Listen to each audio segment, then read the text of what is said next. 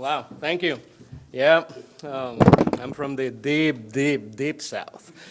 So if you don't understand something that I say, pull me aside and I'll try to explain it.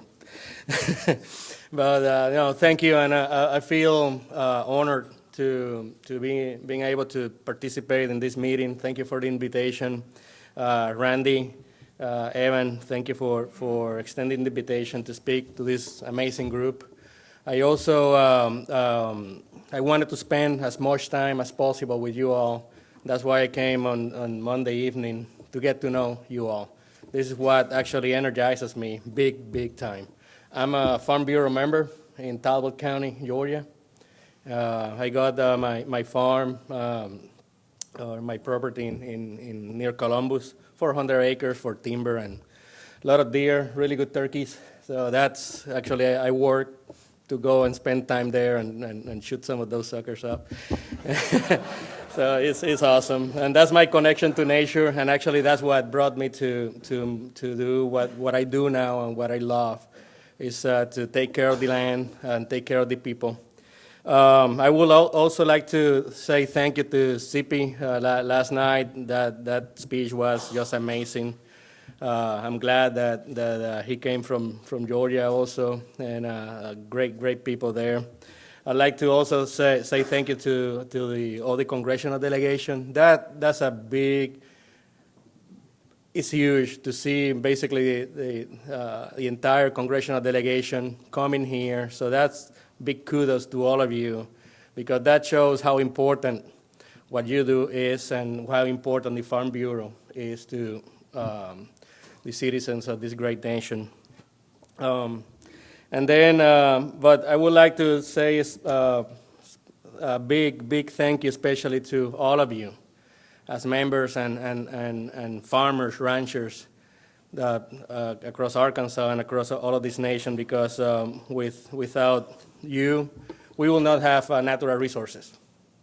You are the ones that keep those working lands working. You are the ones that keep open space open. And for all of us to be able actually to eat, provide food, shelter, that's clean water, clean air. That's just amazing. So thank you, and kudos to all of you, because this is what your life is all about. And actually, CP and Randy mentioned yesterday, and probably in hallway conversations too, that if you want to make a difference, you need to get out of your fence rows. And that's so true, and that applies to everything, not just farming and ranching. So here I am, the Fish and Wildlife Service guy, in a Farm Bureau summit. That's, I think that I consider that one getting out of the fence rows. Before I move further into my talking points, I would like to introduce Melvin Tobin. Melvin, you can stand up there. He's my state supervisor here in Arkansas. So anything any questions, anything that concerns that you have, that's your man over there. If he doesn't do a good job, give me a call. No, but Melvin is great. I have known Melvin for 20 plus years. We started working together many years ago when I was down in Puerto Rico as private lands farm bill coordinators. So that his background, that's my background. So you have a big friend in there. He's out of Conway. Talking about getting out of the fence row. As I mentioned, I'm the Fish and Wildlife Service guy talking on Farm Bureau Summit, and it's great.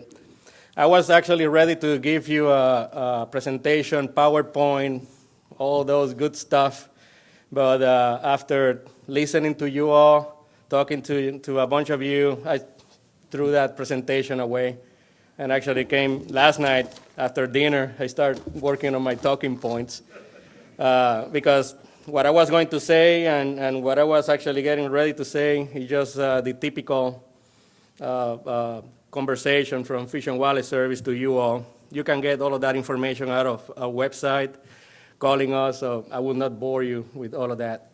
One thing that I really want to do, and if you have specific questions, I'll be more than glad to answer like the senator said earlier, the easy ones later after my talk. But I want to actually talk about me and try to make a connection with you all as citizens, as landowners, land managers, and people that really care about the natural resources.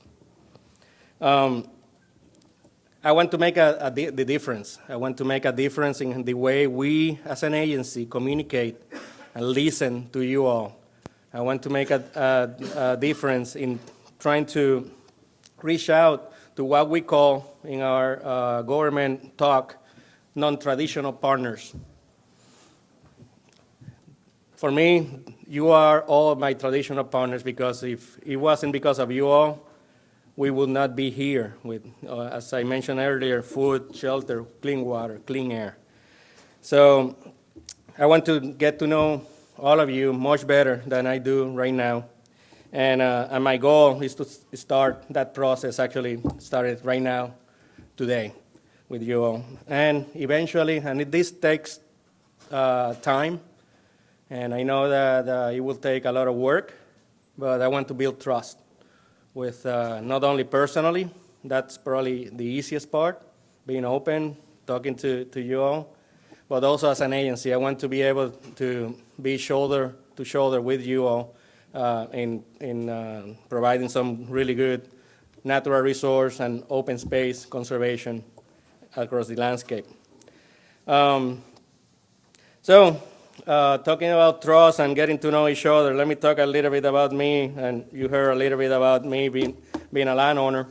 I just love it. I grew up down in Puerto Rico, and I grew up in a coffee plantation, actually.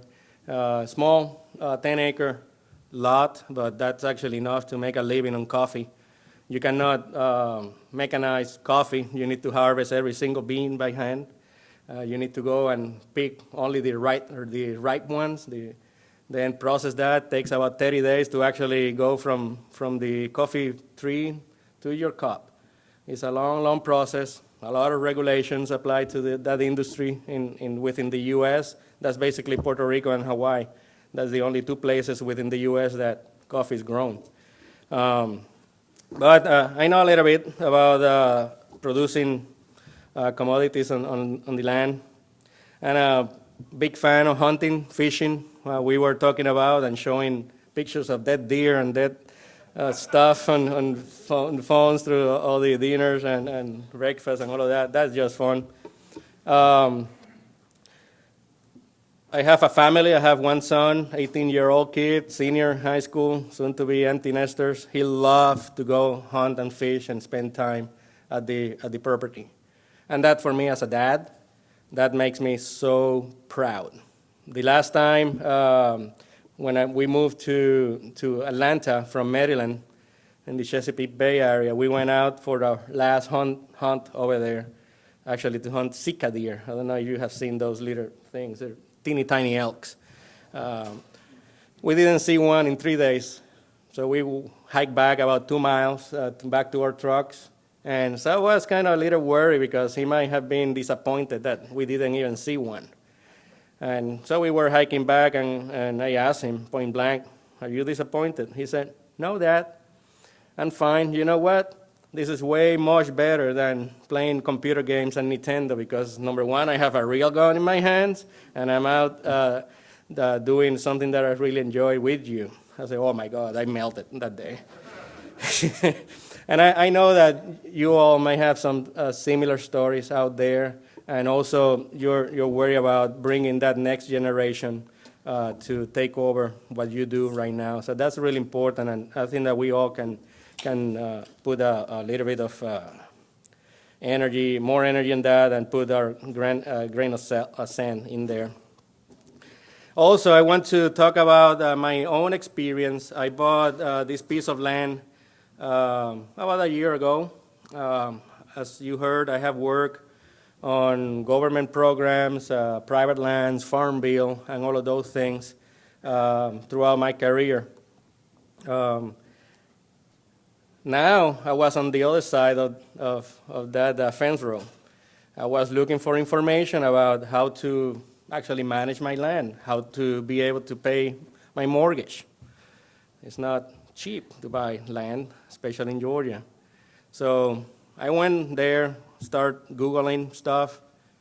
I went to my own agency website.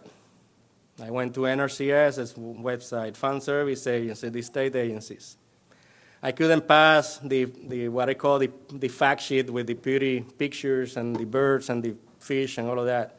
I couldn't get information on how to pay or help manage my farm. And that was frustrating. I went back to my people and expressed my frustration as a landowner. And hopefully we will be able to make a difference there, because now I have two different perspectives under the same hat. I'm not changing hats, it's the same hat.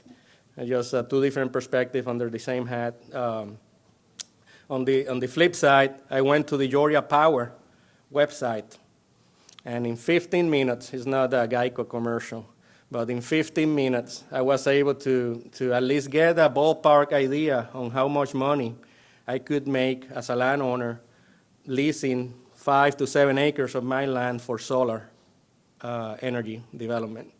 And I had to be within 3 miles of a substation, all of those things. But that aside, I asked my own staff, and you heard we have staff all over the Southeast and Puerto Rico and Virgin Islands. I asked them, why can we do exactly what Georgia Power does for solar, but do it for conservation?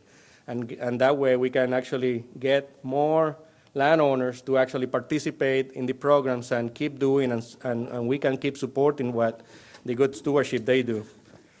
We don't know the answer to that one yet, but that's where one area that I would like to ask all of you for help, because we don't know how to do that. But you all might have some really, really good ideas on that.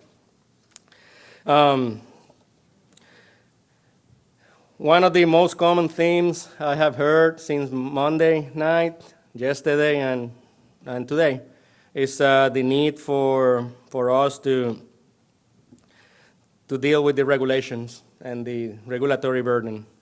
And I have, I like to say, a small portion of that, but actually could be a really big one, with Endangered Species Act. And I know that some of you are extremely concerned about the Endangered Species Act and how we as an agency apply that piece of legislation on the ground. And the regulatory process that actually comes out of it. One thing that definitely I agree with you all is that we need to streamline, clean it up, and make this regulatory process actually work, not only for you all, not only for the agency, but for those critters out there. That we all care about those. So we need to make the regulatory process to work for those, not necessarily just for the lawyers. So that's really, really important. I cannot personally solve all the issues that my agency deals with. I cannot solve all the issues that you all are dealing with. But however, I can promise that myself and my agency will do everything we can to actually streamline those processes. And that starts by getting to know each other, building trust, and engaging really, really early in the process. I think that Trudy she spoke yesterday.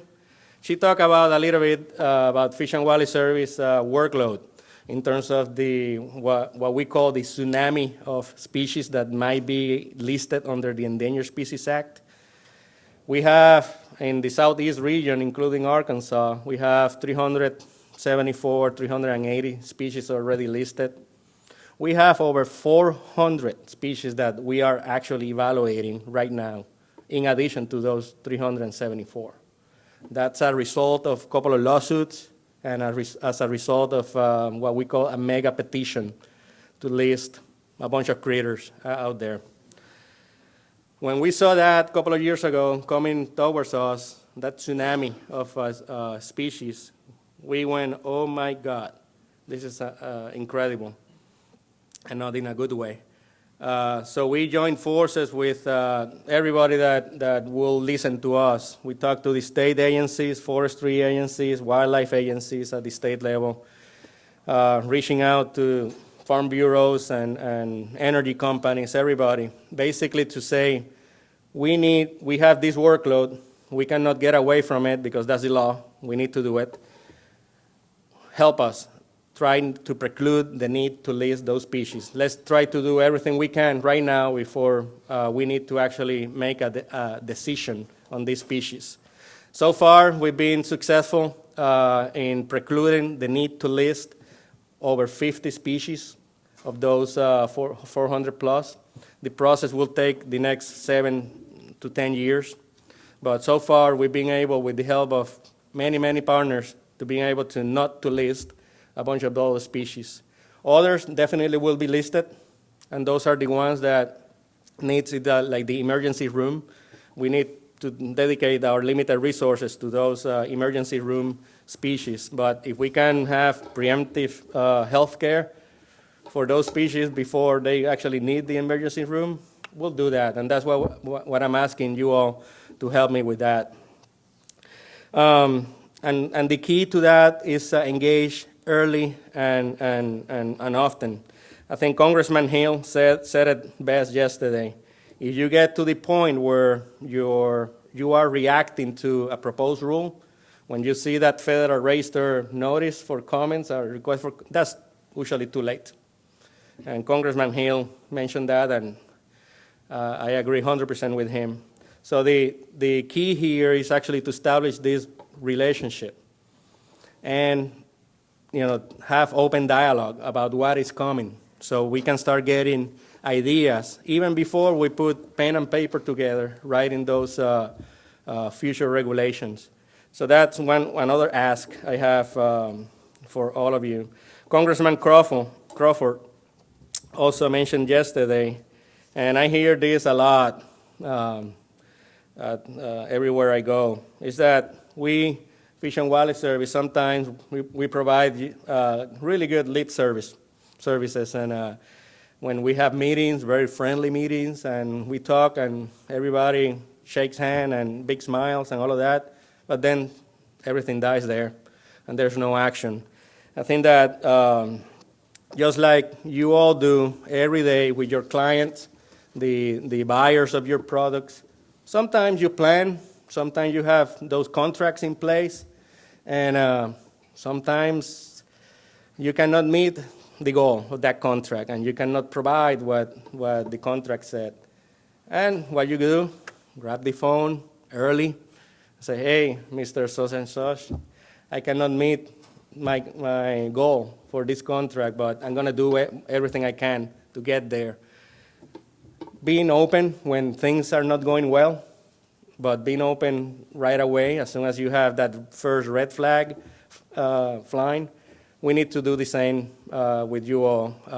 If there's something wrong, if there's something that we promise that we cannot accomplish, we need to tell you right away as soon as we know that we cannot get there, and then explain the reasons. And that also builds trust and help keep that trust.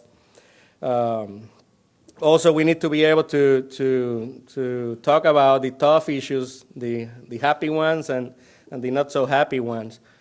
I've been involved a little bit with the CNH hog farm issue here in Arkansas. And actually, Melvin's office, they agree with Farm Service Agency and Small Business Administration, the two federal agencies doing an Endangered Species Act consultation, that there's basically no negative effect of that operation. So we concur with them. So that's a big plus. So, and they deserve all the credit. And that's just one of many examples where, talking about the science, we will use the right science, good science. When things like this happen, there's no effect, period. And then where we can actually use our limited resources where there's an effect and the science is saying that, then we work on that and talk and solve those issues. I heard a couple of years ago, I came here to Arkansas a couple of times about all those mussels that we listed and the critical habitat and all of that. Yeah, that one didn't go so well, but I think that through dialogue and yeah, and dialogue and explaining and talking, I think that now the issue had calmed down. But if there are any other issues about that, just feel free to let me know. And then, as an agency, I think that we need to make sure that organizations like yours, and yours is probably at the top of anybody's list, need to be informed early and often. And I have a few ideas that I can share later about how we can actually keep doing this kind of stuff, helping you guys, having that open dialogue. So again, thank you for inviting me to this one. All of this sounds really simple. However, it's really tough to accomplish. I will need all the help I can get, and to make it work. And then I'm wrapping up here a little bit. As many of these species that we are entrusted to actually conserve and manage for the American people, they are still here because of you all. As I mentioned earlier, you're the stewards, you are the keepers of open space, really good habitats, clean water, clean air. People like you are that care about the land, because the land is providing your way of living. That same land support not only your lifestyles, but also supports the habitat for wildlife, hunting, the fishing tradition, our culture, our values. That's really, really, really critical. And all of that is because of you all. The father of conservation in this nation, Aldo Leopold, he was a big supporter of open space, farming, ranching, because all of those go together, providing that land stewardship. True land stewardship starts at the farm or at the ranch or at that timber stand or those creeks and rivers that crisscross our properties, where we live, where we eat, and we enjoy creation.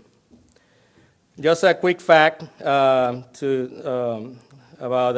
hunting and fishing in Arkansas, and this is actually old numbers. $1.8 billion are actually spent in Arkansas just in fishing and hunting activities. And most of those activities actually occur on private lands, hunting leases and all of that. And as Congressman Westerman said yesterday, we need to take care of this land, because if we don't, she won't take care of us. And that's so critical. Finally, in closing, I would like to echo Mr. Duval's words that we all need to get out to see what is going on firsthand. We need to get out of those fence rows. We need to be able to have the tough conversations, manage expectations, gain and maintain the trust. And that can only be accomplished by personal one-on-one relationships. That's why I'm here. Thank you again, and appreciate your time.